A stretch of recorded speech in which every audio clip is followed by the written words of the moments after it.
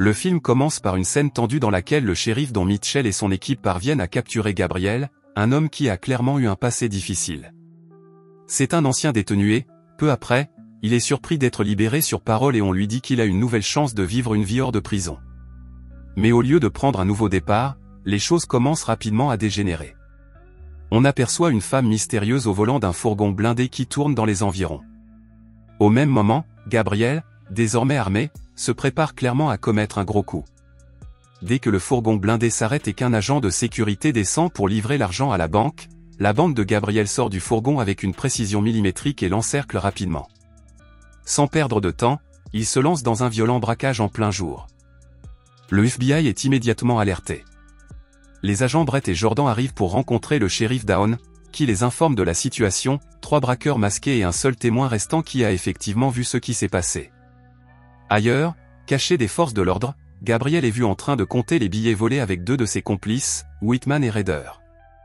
Alors qu'il trie le butin, Raider commence à parler d'un autre gros coup qu'un inconnu du nom de Devlan est en train d'organiser. Apparemment, celui-ci devrait être encore plus important et risqué.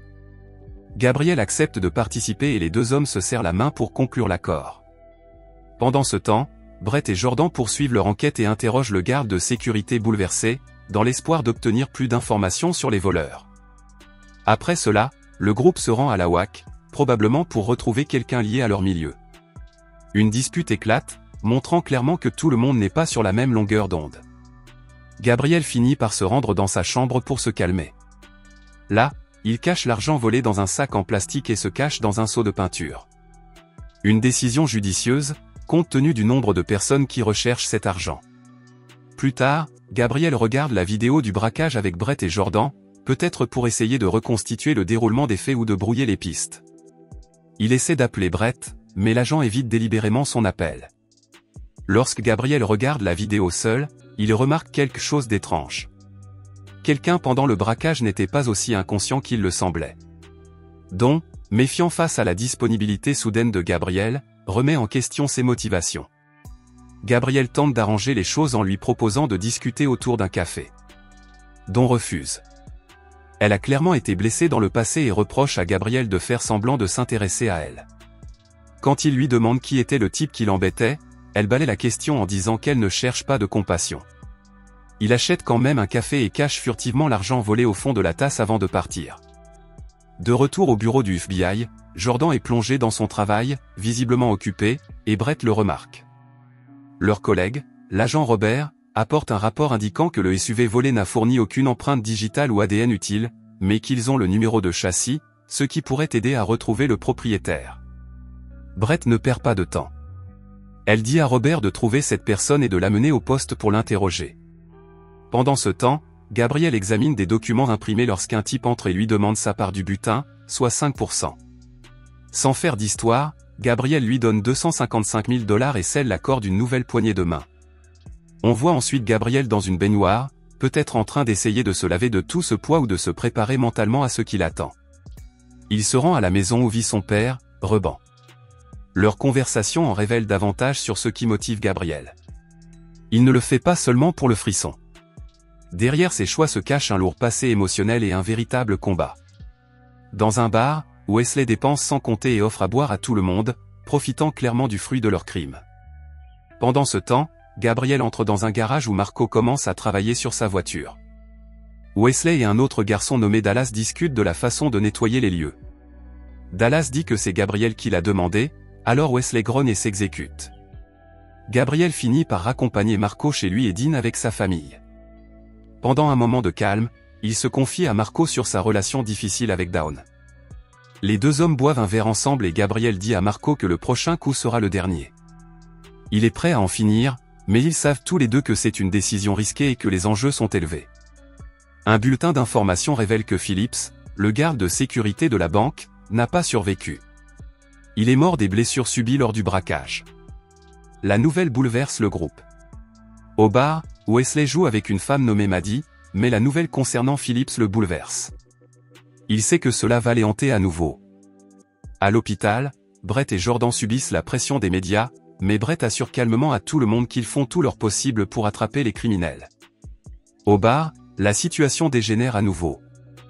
Wesley commence une bagarre pour Maddie et finit par sortir une arme. Ryder intervient pour l'arrêter, mais cela ne fait qu'alimenter le chaos. Pendant ce temps, Gabriel regarde les informations avec Marco et réfléchit à ses choix de vie. Il est clairement fatigué de la vie criminelle et veut s'en sortir, mais il ne trouve pas les mots pour l'expliquer. Les choses commencent vraiment à s'échauffer lorsque Gabriel coince Wesley au bar. Clairement agacé, il lui dit de monter dans le van, mais Wesley l'insulte en qualifiant Ryder de héros et s'en va comme s'il était supérieur à tout le monde. Cela met Gabriel en colère. Plus tard, Ryder avoue avoir tué 3 personnes pour Wesley. Gabriel, clairement impressionné, lui dit de rester loin de son frère ou les choses vont mal tourner. Ils se disputent violemment. Tous deux portent les cicatrices du passé. Wesley se confie sur son séjour en Irak et sur la culpabilité qui le ronge à propos de Phillips, le garde de sécurité qui est mort. Il suggère même de commettre un autre braquage, mais Gabriel l'en empêche. Il lui dit clairement, il ne le fait plus pour l'argent. Il le fait uniquement pour garder Wesley hors des ennuis. Ils ne parviennent pas à se mettre d'accord et Gabriel s'en va, l'air chargé d'une douleur irrésolue. Pendant ce temps, Gabriel, Ryder et Devlin se préparent pour un autre braquage dans un parking quelque part. Brett profite de son anniversaire en famille. Mais la fête ne dure pas longtemps. Il reçoit de nouvelles informations qui relient Robert, Jordan, Rémi et l'affaire. Les choses commencent vraiment à s'échauffer. Gabriel examine des documents que Devlin lui a donnés, sans se rendre compte que le FBI le surveille. Puis il reçoit une terrible nouvelle. Dawn, la femme à laquelle il tient manifestement toujours, a été hospitalisée. Quand il se rend à son chevet, il découvre qu'elle est non seulement blessée, mais aussi enceinte. La nouvelle le frappe de plein fouet. Soudain, la situation change pour lui. Mais avant que cela ne puisse arriver, il sait qu'il a une affaire à régler. Il s'allie à Wesley et ensemble, ils vont affronter un type nommé Eddie. Gabriel fait irruption chez Eddie et le passe à tabac avant de partir. Son message est clair et fort. Mais le FBI ne perd pas de temps. Il pense que Wesley détient une pièce essentielle du puzzle, alors ils organisent une opération nocturne et le capturent. Pendant l'interrogatoire, Wesley garde le silence. Mais lorsque Brett lui montre une photo de Gabriel et lui offre une issue, la pression finit par le faire craquer. Peu après, Brett se rend dans un garage pour affronter Gabriel, armé de photos compromettantes qui ne laissent aucun doute. À peu près au même moment, le FBI fait irruption dans le bureau de Gabriel, semant la panique. Dawn, sentant que les choses vont empirer, fait rapidement ses valises et s'enfuit. Gabriel rentre chez lui cette nuit-là et trouve son appartement sens dessus-dessous.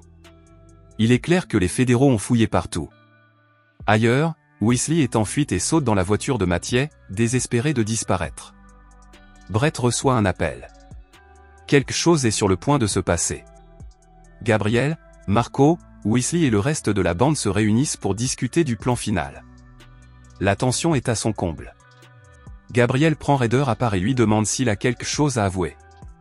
Ryder répond que non, mais l'atmosphère est tendue. Au bureau du FBI, Brett informe Robert et Jordan que Gabriel et Wesley sont toujours portés disparus. Tout le monde est nerveux.